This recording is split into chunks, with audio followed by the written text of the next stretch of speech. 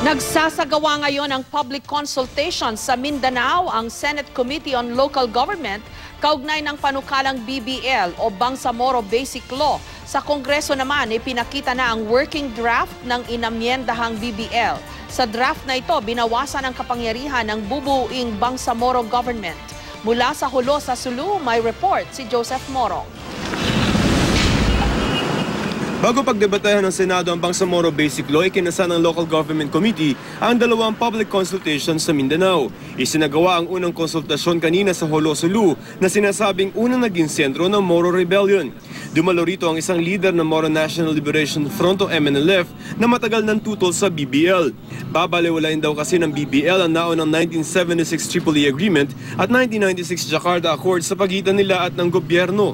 Instead of lasting peace, I'm afraid there will be lasting conflict in Mindanao. We have to exercise our last option, and the last option is independence. Pati ang ilang Kristiyanong leader sa Hulo may duda sa BBL, dahil pat may mga grupong hindi kasali gaya ng MNLF. The BBL with all its provisions, when approved, will create practically a government within a government. When that happens, the great temptation would be that those of radical minds among them will seek independence.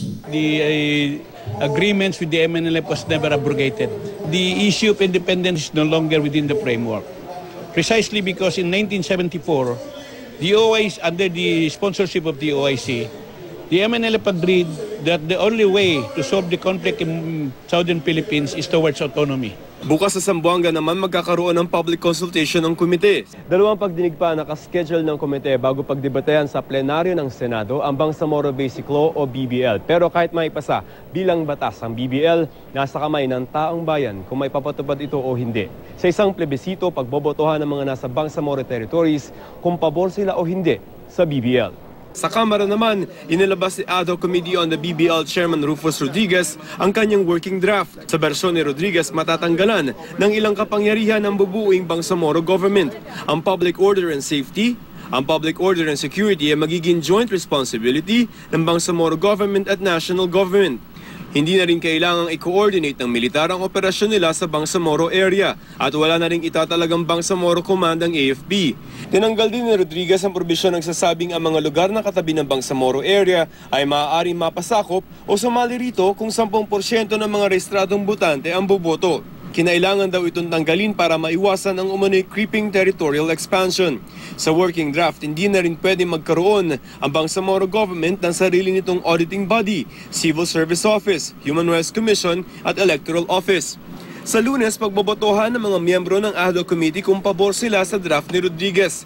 Kung ano man ang mapagkasunduan ng komite, ang siyang pagbobotohan naman sa plenaryo.